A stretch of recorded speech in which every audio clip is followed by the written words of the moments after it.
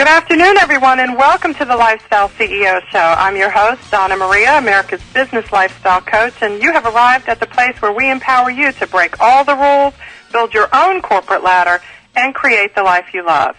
You know, I recently read a statistic that said that 48% of American executives say that they have a messy desk, but they claim to know where everything is. In contrast, 12% of American executives say that although their desk appears organized, they have no idea where to find anything. Executives, apparently, according to this study, which, by the way, was released by the National Association of Professional Organizers in 2004, executives waste 6 weeks a year searching for lost documents. Well, you lifestyle CEOs out there with small businesses and homes to manage, I know that hopefully it's not that bad for you, but I can imagine that there must be times in your lives when you're searching under every available rock in your house or for a piece of paper or a document that you're looking for. And that's why I thought it would be so great to have somebody on the show who can relate to our lifestyles as moms and business owners, who can help us sort through all of this accumulated stuff and figure out what to do with it. I'm so excited to welcome to the show today Elizabeth Hagan. Elizabeth is a professional organizer and the author of Organize with Confidence. She is a professional, confident, non-judgmental, and extremely fun person to work with. And she has helped a lot of people take the chaos out of their lives and replace it with confidence, control, and peace of mind. And you know, when you have that, guys, you can do better in business, you're more efficient, and that always translates into more profit. Welcome to the show, Elizabeth. Thank you, Donna Maria. I'm really glad to be here.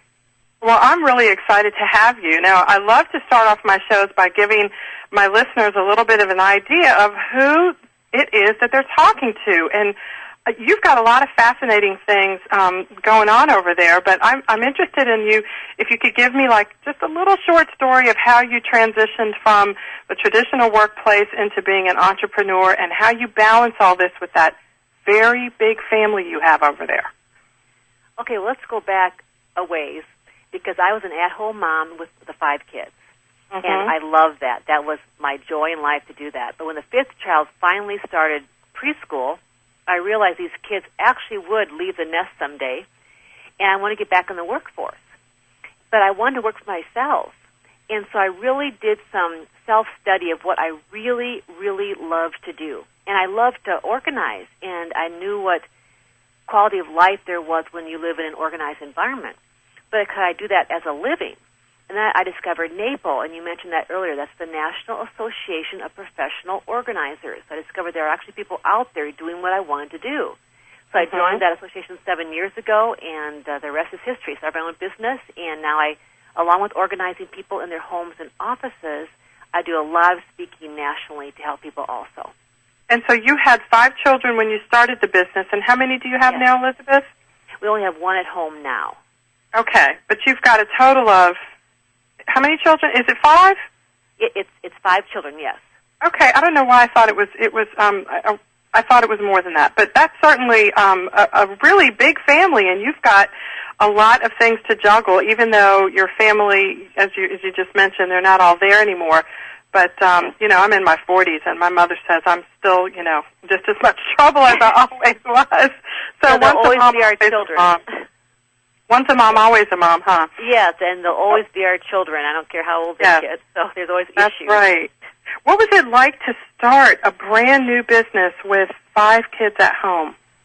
Well, it was busy, but I'm a really determined person. And the biggest thing, Donna Marie, was I knew what having an organized environment did for my family, because I wasn't always organized. Back when let me go back here. In 1985, we had 4 kids under the age of 5.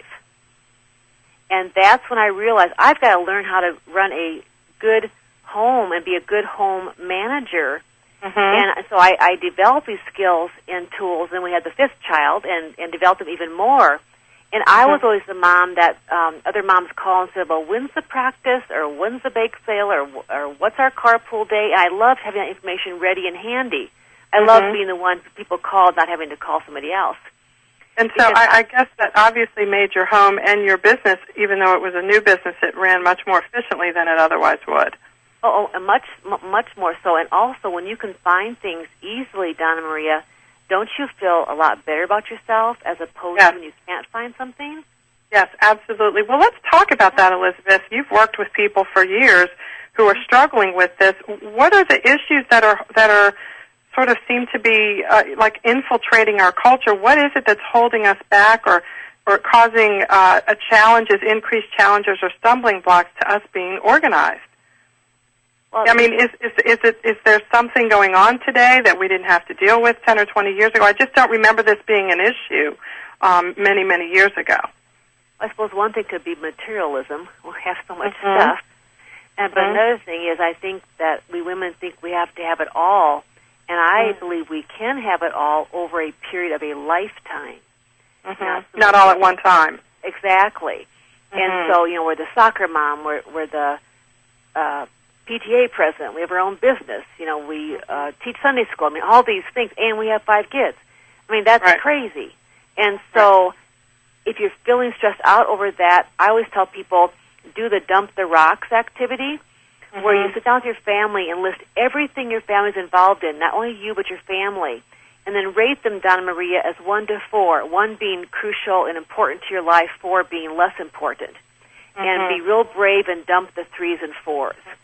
And so it sounds like you're saying part of the challenge is just being brave enough to say no to something, even before you start actually physically organizing anything. Just get rid of some stuff that's weighing you down. Yeah, exactly. Wow. Because I always hear people say, I want to get organized, and then I say, well, how much extra time do you have? Well, I don't have any time.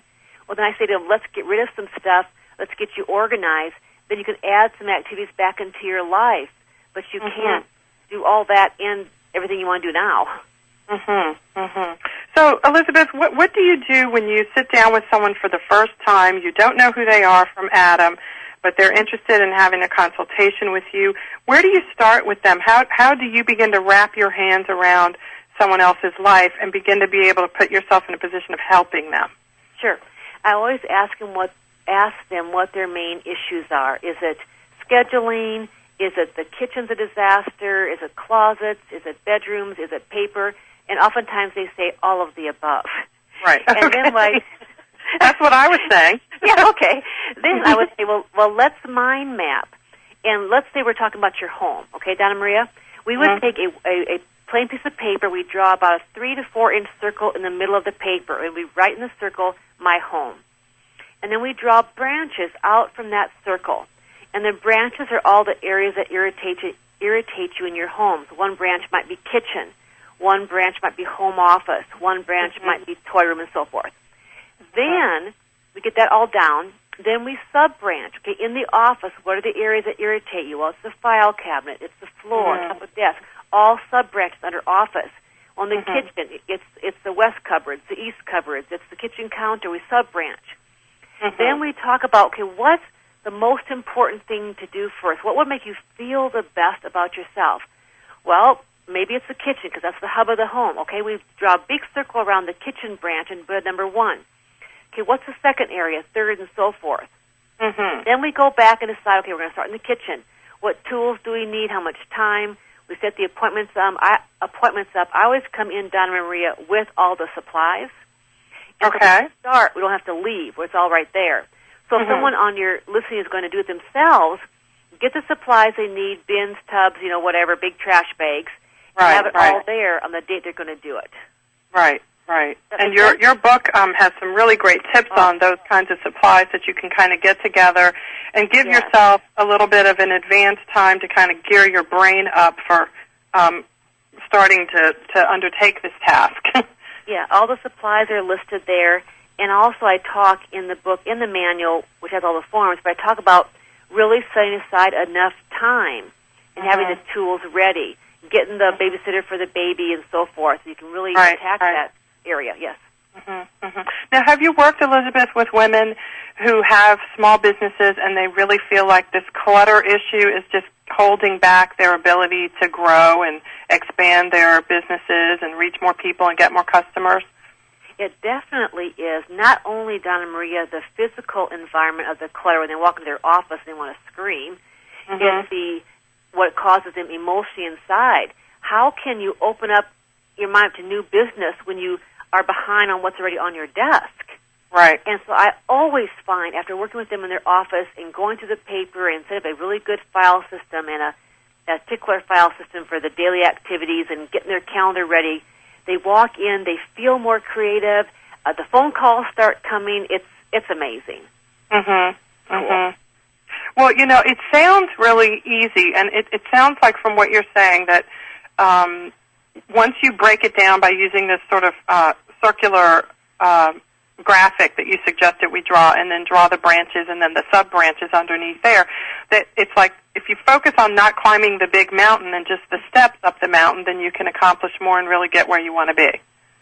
That's true, but I would hesitate before I say it's easy, because especially if someone really has emotional attachments to their clutter, they have all the, they're gung-ho, they're all ready to go, they've got the supplies, the time to sit down, and the first piece of paper they go, gee, I don't know. I don't know what to do with it. And I see what you're saying. I was watching one of those cleanup shows on TV. I can't remember which one it was, and there was a mom. She had several children, and in her basement, which was very large and potentially useful, there were just a bunch of boxes and clutter everywhere, and her children were in high school, and she had baby clothes that she refused to give away to charity or whatever. And they gave her the chance to keep one item per child per category, like one sleeper, one, heirloom or something, whatever, just different categories, so that each child could end up having like just 4 or 5 things from that stage in their lives. And she couldn't do it. No. And is that what you're talking about, that emotional attachment? She could not let anything go. Exactly. And I think I have a great definition for clutter, Donna Maria, that might help people with this. Please. Clutter is anything you own, possess, or do which does not enhance your life on a regular basis. So I'll say that again.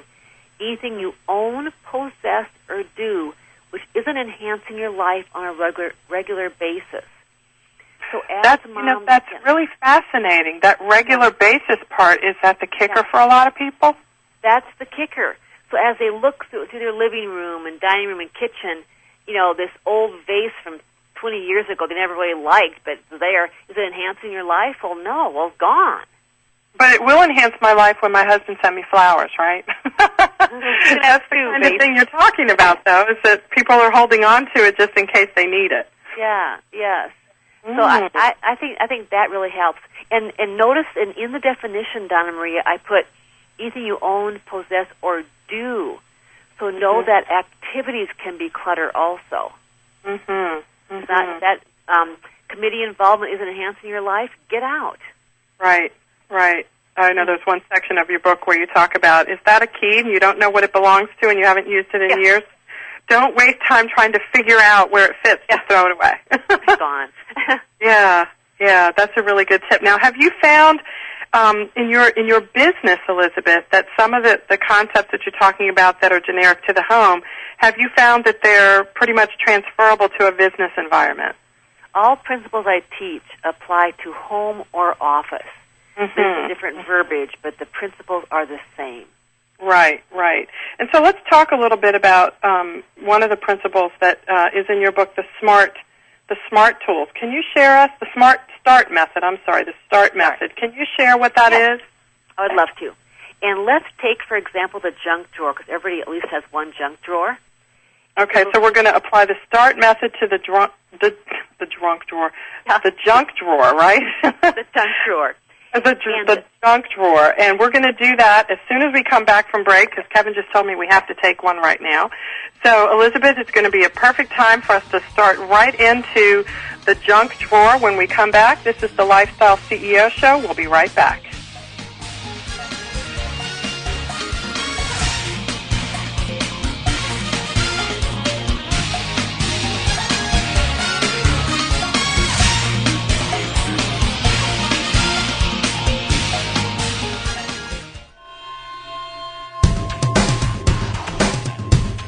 Why is everyone listening to GlobalTalkRadio.com? Because it's the future of talk radio. Every day, more and more people are finding internet radio as not just an alternative media, but as a replacement to traditional AM and FM broadcast stations. Internet radio offers a wider variety of programs, convenient on-demand listening that meets your schedule, and fewer commercial interruptions. And GlobalTalkRadio.com is already leading the way by matching this content with a highly targeted internet audience. GlobalTalkRadio.com offers its listeners one of the widest programming varieties on the internet, from business and finance to self-improvement, paranormal, health, literature, romance, politics, and more. There are also opportunities for prospective hosts who would like to host their own weekly or one-time talk shows. Want to learn more? Check us out at www.globaltalkradio.com and see the future of talk radio today.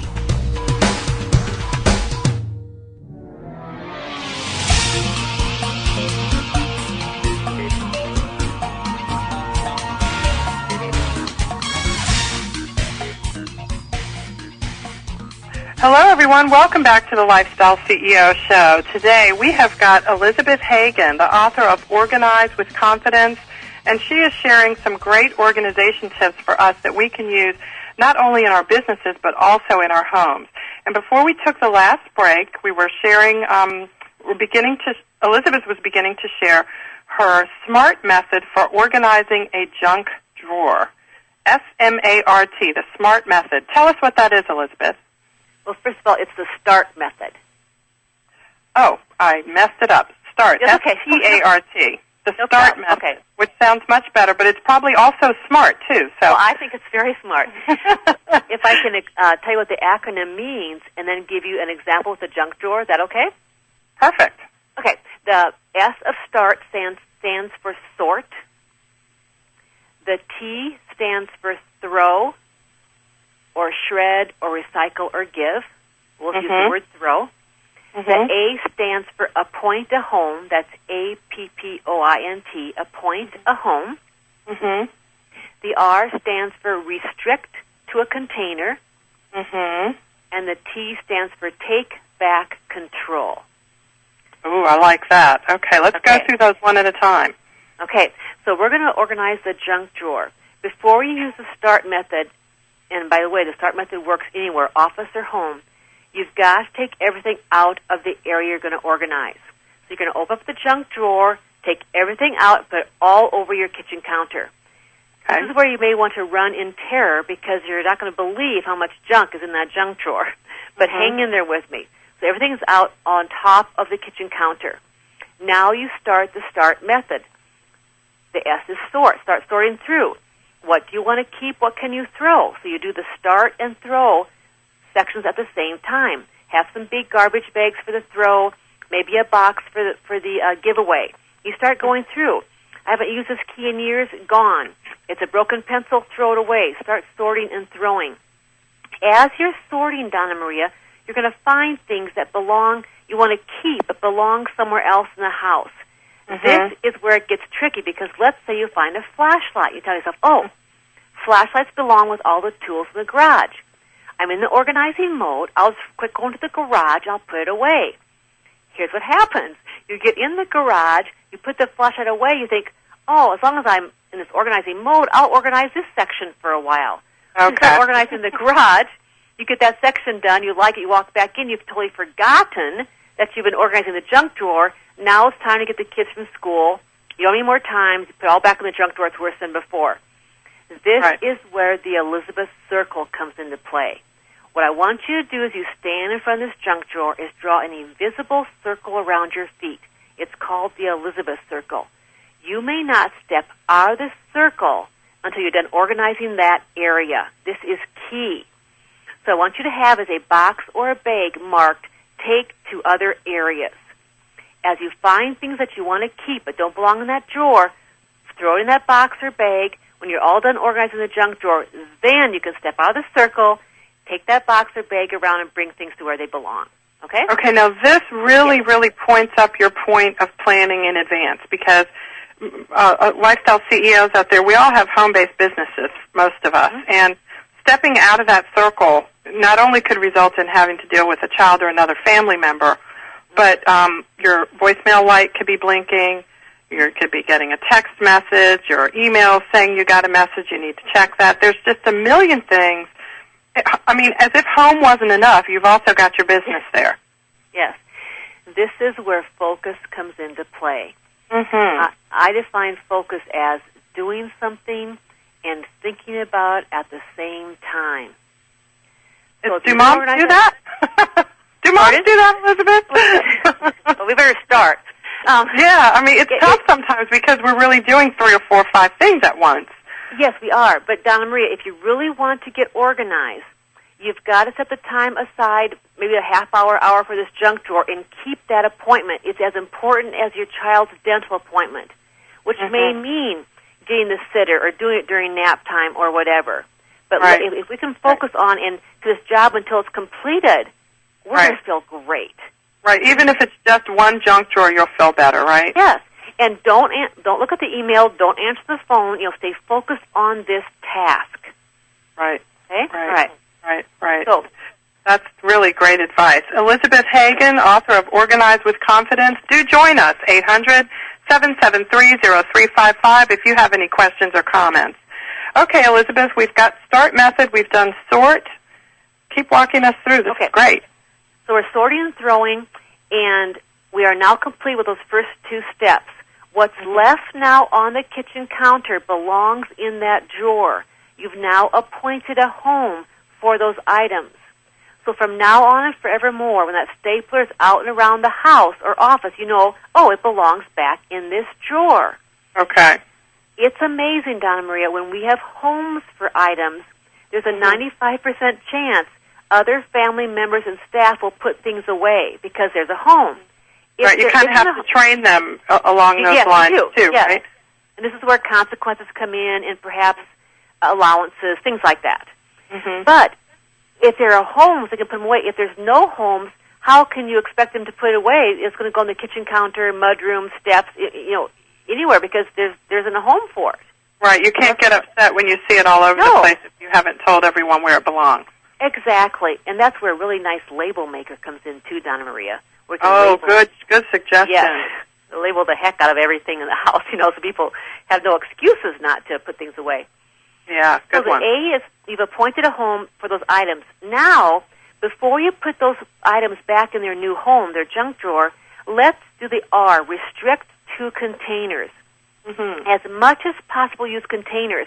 The ones I like for drawers, whether office or home, are those interlocking bins you can purchase at Target, Shopko, Walmart, any of those stores.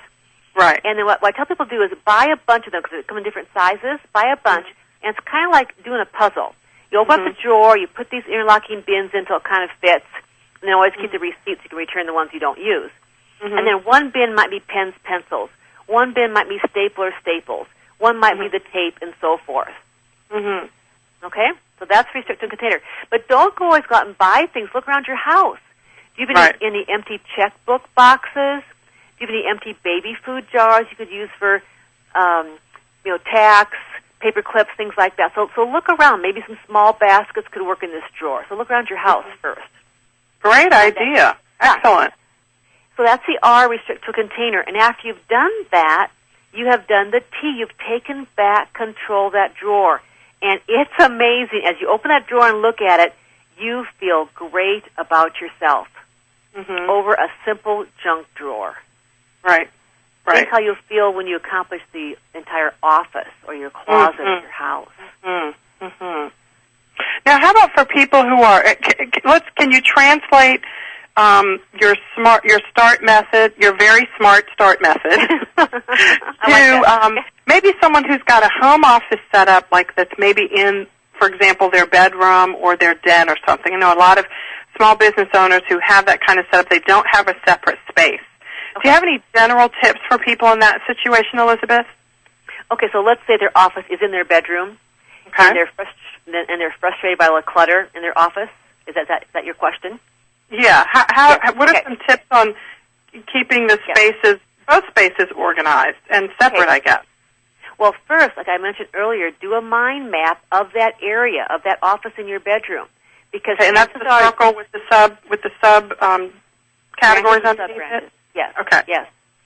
because chances are, unless you maybe get rid of the kids for 2 days and have a whole weekend to organize your office, you have to do it in spurts, okay? Okay. So mind map it, and maybe just today you're just going to do one file drawer. Tomorrow you're just going to do the right part of the desk. The next day another file drawer, okay, and do it like that. And always do the start method. Take everything out of whatever it is you're organizing, whether it's the file drawer, the bookcase, whatever it is. Take it out, and then do the start method and get that area gorgeous and organized. You've taken back control. Then go on to the next one. Do it in segments. Right. Okay. That's a really good suggestion. And then, wires. What do you do with wires in a home office? I talk to so many people. There's DSL, there's there's a cable for everything. Amazing. Everything's not wireless yet. No. Well, what I also find amazing, Donna Maria, is that when you go look in an office store at desks, they're all open and clear. Yeah, hello. What about the wires? I mean, they're all going to show. And so, what about real life where there's stuff all over? Yeah, exactly. So, I know that I don't know where, but I know you can buy these kind of tie type things, at least tie them together. So at least if they're showing, they're kind of in an organized manner. Okay. I happen to have a type of desk where it's all hidden behind. Right. That'd be the best. But no, if not, at least tie them together and get them organized. Right. Yeah. Well, so can you share an example, Elizabeth, of someone whose life was really, really being held back and, almost damaged by sort of clutter, and you sort of help them work through it, and they have a whole different outlook, more productivity and things like that. Can you think of an example of someone you've worked with that can inspire us here? Just a weekend ago, not last weekend, but the weekend before, I was in Las Vegas, and I worked in an office with another speaker. And in fact, people can sign up for my newsletter. It's going to be in my January newsletter, the before and after pictures of this office, which I think will really help people because I kind of explain the principles and tools and processes. Great. But she is a fantastic motivational speaker. And her business wasn't expanding because you walk in and it was just, you'll see the pictures, it just covered paper, floor, you name it. She couldn't think. And she also wasn't then inserting into her contact database all her leads, follow-up, people who purchase her products or anything. It was just all big piles because she just couldn't move in that office. And so we did take the whole weekend and work in her office. We put in 22 hours in one weekend. And wow, so like a full Saturday and a full Sunday, like 10 hours, 12 hours each day. Well, we did it Friday afternoon and evening, and then Saturday and Sunday, because we always went out somewhere nice to eat as a reward. And we worked very hard. And I came in with all the tools and systems, ready to go. And we worked hard, and we touched every piece of paper in that office. We brought like 8 bags of shred and trash, and you name it. And she feels like a new person. Really? Absolute new person. In fact, here's her thank you. She says, you have no idea how much of an impact you have made on my life. Thank you for being here, for helping me get my life in order. It changed her life. And now when she walks in, she giggles. She was giggling. Now, did she share with you what it was? Did she have other responsibilities? Did she have to unload some rocks? What was going on that was holding her back? Sure. I think I know she didn't have a system. When the paper came back from a speaking trip, leads, order forms, whatnot, she had no systems. And so we went on piles on her desk and floor. That was it, Donna Maria. No system. Okay, so there was no restrict to a container being followed there. There was not. Okay. No. Well, that's a good way to think of it, right? Because from what I'm hearing you say, everything you have to do pretty much to get from point A to point B is either start, throw, appoint, restrict, or take back control. And it fits into one of those. And when there are systems, it's easy. But when there isn't a system, think of in your normal life, the stoplight system. Does that make driving a lot easier because the green is going the green, the red stop, Okay, right. Well, can you have that in your office and home? Sure. I was just thinking today as I came in, I had been to the bank, I'd been to a school program, I'd done some shipping of packages. I came in with a UPS receipt. I came in, the medications I picked up went in the medication basket, the receipts went in the receipts, and the banking deposit went in a place I have where I go online later and check, make sure the deposit went through. It took me like 10 seconds because I had the system set up. And I was thinking, boy, for a person who had no systems, you know where they'd all go? On the kitchen counter. Right, yeah, because that's easy and it's there. There, along with the health and other things. Yeah, this is such great information. It's really exciting to hear you sort of call things down into some simple principles because, I mean, do you find that, and I know I'm sort of this way, and I certainly meet a lot of people who are, especially moms, you know, you start having kids, and one thing leads to another, and it piles up so much so that you just go, you know, it's easier to live in this piled-up situation than it is now to try and take control of it. Do you find people sort of surrendering in that sense sometimes? I do, Donna Just because Maria. it seems like such a monumental task to sort through everything? That, and they say they have no time. Sure, in a normal day, do you have 3 hours to organize? Absolutely not. That's where the planning comes in. So if you want to attack that kitchen counter top of your desk, you've got to plan ahead. You know, get the child care, you know, get the trash bags, get the labeled bins, you know, whatever it is. So when you can, you know, that's the reason. Right, and then don't let anything else get in your way once you've set that time aside. Because it's so tempting to get the babysitter there and then say, you know, I think I need a pedicure now. No, sorry, got to organize. Yeah, okay, well, we're going to take our last break. We're here with Elizabeth Hagan today. She is the author of Organize with Confidence, and she's sharing her START method, which I think is very smart, as you know, for getting organized in your home and your business. Do join us at 800-773-0355, and if you call in your question or comment, you will be entered to win a copy of Elizabeth's book, Organize with Confidence, which is fabulous. This is the Lifestyle CEO Show. We'll be right back with Elizabeth Hagan. Want to stay on top of what's new in the radio industry? Sign up for a free subscription to the Future of Talk Radio, available exclusively to listeners of globaltalkradio.com, and find out what's new in the world of online radio. Listeners can find out about new shows and special guests. People with something special to offer can find out how to become a guest and how to prepare for an interview. And prospective hosts will find a valuable resource for everything from planning the new program to selecting topics and guests, recouping expenses by selling advertising, and more. Sign up today for your free subscription to the Future of Talk Radio by visiting www.globaltalkradio.com and learn about the future of talk radio today.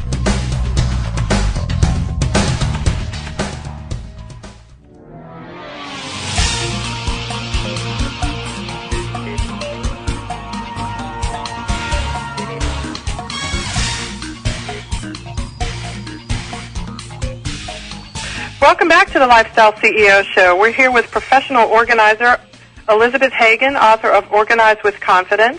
And Elizabeth, tell us a little bit about, you mentioned in our last segment that you had gone out to Las Vegas to help someone get organized, and what a great job she said that you did and how you helped her in her life, and not just professionally but also personally. How do you work with your clients? Do you set up arrangements? Do you fly out to people? Did you just happen to be there? What kind of arrangements do you make with people? Well, in that particular case, they flew me out there, and I worked there that weekend. Okay.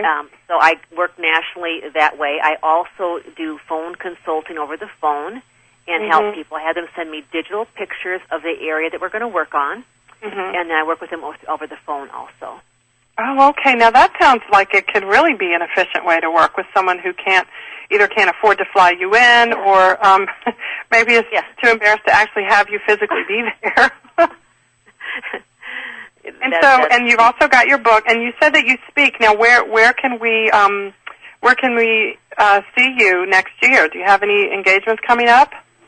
Yes, if you go to my website, www.elizabethhagan.com, and Hagan is spelled an E-N, and then go to the speaking link, that's where I list my upcoming speaking engagements. Okay. And also, Donna Maria, I think I have a great newsletter they can sign up on my website also, and when they sign up, they get a gift, my free 31 tips to simplify your life. Oh, great. Then I always list my speaking engagements in there also. Okay. So we go to your homepage, and there's a quick link for a free newsletter then? Yes. Great. Okay, that's wonderful. Now, Elizabeth, do you see any differences between the way men and women tackle this organization issue? Well, one thing is men are a lot quicker to hire me than women, because it's like if they see they need a need and they can't do it themselves, they hire someone. A woman thinks, well, I really should be able to do this myself, and when I have time, and you know how we mull through things for 2 years. So I think men are a little quicker to ask for help. So that's one difference. But as far as my systems and principles, male, female, doesn't matter. The systems and principles work for both. And have you found that your principles work really well even for young people, or is this a good principle to use to start training your children to be organized? Definitely. I've worked with as young as maybe an 8 and 9-year-old into high school and college. And, of course, the START method works, no matter what, and that's very easy to teach them. And if we don't start them now, they're going to end up kind of like some of people are right now out there, not knowing how to do this. And is a good place to start with them, the toys? Well, that's an excellent place, Donna Maria, because that's so easy to categorize. The Barbie things in one, the G.I. Joes in one, and the Legos and so forth. And then as they take the basket down to play, when they get done playing, a great chore then to teach them is put the toys back in the basket and put it back before you start something else. And it's interesting, we talked earlier about people who like to hold on to things that have an emotional attachment. And you have kids, so you probably understand this. But mine are very young. They're 3 and 5.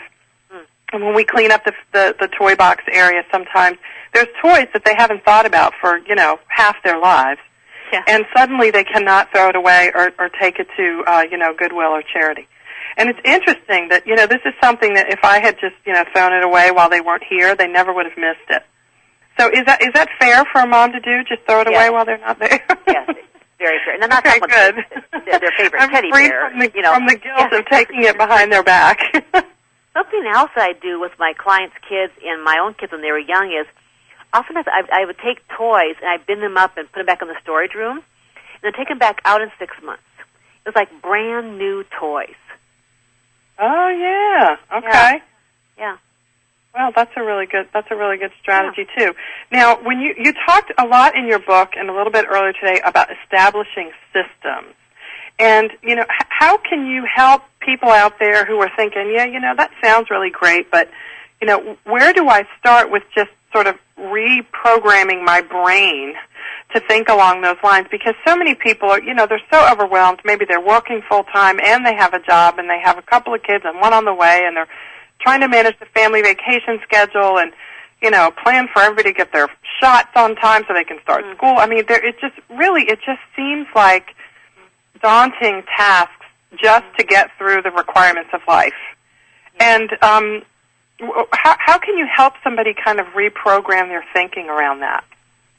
Well, first of all, no matter what mess your home or life is in now, you can do this. If I learned to do it, you can too. If I did it with 5 kids, you can too. So don't give up hope. I want you to have hope. You can do this. I'm not saying you can do it overnight. It may take a year or 2 to really get everything together, but you can do this. That's my first thing. The second thing is I found the biggest thing with moms, whether they have a home business or not, is the paper and the family calendar. Yeah. Okay. And I really talk about having a command center in my book. It's so crucial in the kitchen. And about when you come in with the paper, there's a home for the paper right away. And I talk about the family notebook. Next to the Bible and my calendar, the family notebook was the 3rd most important book in our house. And I talk about that in the book, in the manual. I give you all the forms for it so that when you enter the soccer schedule into the calendar, you 3-hole punch it and put in the family notebook so you can refer to it later. The exercise schedule, the bus schedule, the lunch schedule. There's homes for all these papers. And so you know that when you need this information quickly, as you do with kids, because they're leaving the door in 2 seconds, you can go right to it and find it. And there it goes back to feeling good about yourself. And Donna Maria, when we feel good about ourselves as a person, we are a better mom and wife and friend. And that's just key. Well, it's interesting. You talked earlier in our first segment, Elizabeth, about how you didn't used to be an organized person. Can you tell us about that to kind of give those of us who are where you were all those years ago. Sure. How did you make that transition? And I mean, what have you noticed to be some of the differences, like real tangible differences that you can share with us? Okay. If I can go back to 1985 with the 4 kids under 5, paper everywhere, clutter, toys, no menu planning, never a grocery list. And I found that I didn't like myself when I was under stress like this. As I mentioned, when you don't like yourself, you don't treat people in your life like you want to treat them. Right. And I had survived an abusive, violent childhood, and I had sworn that this was not going to happen in my home. It's going to be a place of peace. I took that very, very seriously. And I love to learn. I love to read. I thought, there's got to be a book out there, because I had no role models to ask, so I found a really great book, some books. Okay. There's a lot. There's thousands of books now. Back 20 years ago, there's only a few. And, the book was More Hours in My Day, is the title of it. More Hours in My Day. And the author is Barnes. The last name is Barnes. Okay. And he talked in real simple terms, Donna Maria, about systems and menu planning and doing laundry on certain days and all this. And so I took that to heart. And I did exactly what the book told me to do. And I found as my environment started functioning better, became less chaotic, and I was more in control, I felt better. And when I felt better, I treated other people better. So you asked for tangible. A very tangible one is having a grocery list. And in fact, if people go to my website and click on free resources, you can have it for free. You can download it for free. I love it. I've separated the store by categories. And so when you write something down and put it under dairy or canned goods, whatever, it has a place to write it down. Then when you go to the store, Donna Maria, you don't go back to the store 10 times. You get everything in the aisle that you're in, and you get out of the store a lot faster. So that's a very tangible thing I did. I started doing my menu planning and my grocery planning, and that helped a lot. And you know what? That's probably something, right, that's real easy for someone who's intimidated by all this organization stuff to get started with, because after all, you do have to cook. Yeah, you do have to eat. Need food, don't they? Right. And so especially if you have kids or family or whatever, other people living with you, you're usually the person that's responsible for making sure the food's there, then that's kind of an easy place to start, because after all, there's other things that, cluttered as they are, you could look over, but you can't look over feeding people. No. So if you're overwhelmed, start there, pronounce the grocery list, start using that system, and get that under control. Then you can move the kitchen paper next, or the Tupperware cupboard or something. Well, this is really great stuff. And so, you have this acronym that you use too for CEO. Tell us a little bit about that. Your family CEO. Yes, the confident with family CEO. You can be confident, efficient, and organized. That's a term. That's a good thing to remember. Since we are lifestyle CEOs, we might as well be confident, efficient, and organized as well while we're at it. Yes. So, Elizabeth, let's just say I'm in, Rhode Island or wherever, and I want to get in touch with you. Is there a form at your website that I need to fill out, or how do I start after getting your book, which you can get at elizabethhagan.com? How do I start this whole ball rolling? Do I call you? Do I email you? Okay. A couple different ways. On my website, there is a Contact Elizabeth link, and you can click on that. It's a little form you can fill out. Okay. And it also lists my phone number, and that is 605-357-8767. Or you can email me at elizabeth@elizabethhagan.com and ask how to get started. Good. So lots of ways to contact you. And you really don't mind if people just pick up the phone and call you if you're available? Will you set up a time to consult with them? I love talking to people. Oh, great. Well, then they have hope. Yeah, well, tell me this. I'm interested to hear your take on this. And this is something that all people, whether they have a business or not, end up probably focusing on these days at some point, or at least addressing, but especially people who do have a business to run. What do you think about transitioning from written planners to something that's more technologically savvy, like a BlackBerry or a Trio? I'm not trying to promote anybody's brand here, but just something that, those things are fairly new, and it used to be you had your day timer or whatever, and you wrote everything down. What do you recommend for people? Are there certain types of people that you recommend, one or the other? And what do you use? I'm curious to know. Sure. I've got a Trio phone now with my contact database in there and email and all that, and I sync to my Outlook on my computer. Mm-hmm. But what I want to say is for maybe 15 years, I used a paper-based day planner, and it was awesome. And my life and brain was in there. And I'm a techno nut. I love technology, and so I got the first Palms and all that, and tried that, and kind of went back to paper, and now I'm totally Palm-based in my phone. But my answer to your question is, just because it's the newest, greatest thing doesn't mean it's the best thing for you. If you're a paper-based person and you're happy, don't switch. If you love technology and love being on the computer, then go ahead and try it. But know that there is a learning curve. Just like you can't buy a piano and expect to play it the next day, you can't buy a Palm and expect to be totally organized with it the next day. It takes time. Right, because you do have to dump all your data in it, too. I mean, you have to create your databases and stuff like that. Yeah. So just because it's the newest thing, think what's best for you. And I tell you what, people can get to a date a lot faster in paper-based than I can on my Palm. But once I enter into my Palm, it syncs to my Outlook calendar, and so that there's pros and cons for both. Right. So do you use a combination of both now to sort of organize everything? No, I'm strictly Palm and computer-based. I have no. Oh, okay. So the family notebook is like is a historical thing now. So the family notebook still stays, Donna Maria, because that's for papers you want to refer to and have handy. So that's by my phone. like the soccer practice handouts or whatever. Okay. Yes, that's by my phone. That way the family can look at it also. But for me personally, everything's totally in my Palm calendar and so forth. Right, and everybody can go organized. Now, can feel organized with you. That's great. Closets. People have a lot of clothes, especially women. I would imagine you've probably seen this a lot. Yes. From like 1980. Yes.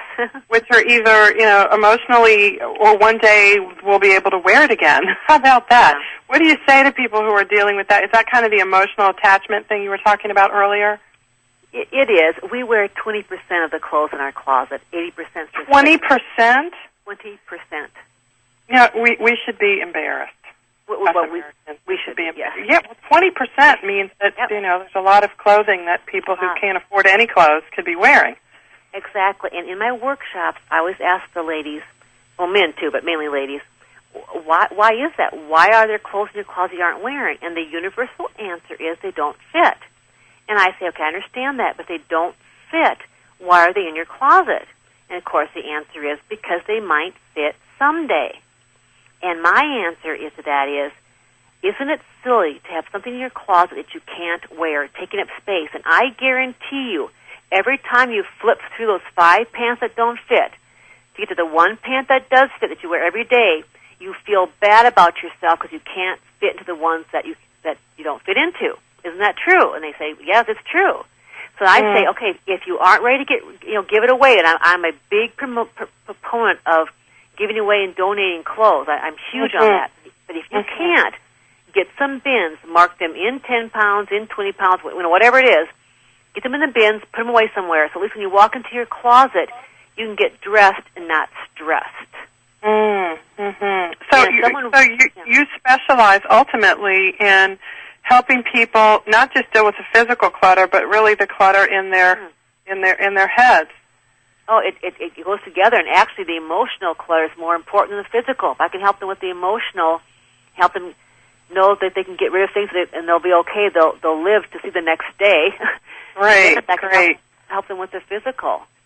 Well, this is wonderful. I love to end on that note. We can all get rid of clutter around us physically and in our heads. Elizabeth Hagan, thank you for being here.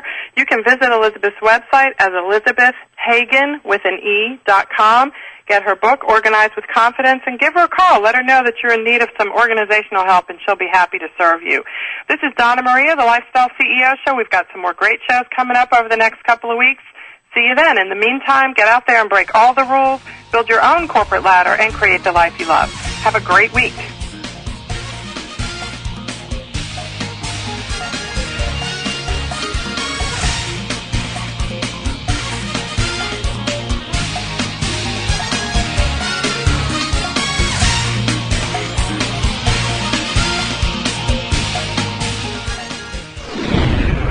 You're listening to GlobalTalkRadio.com.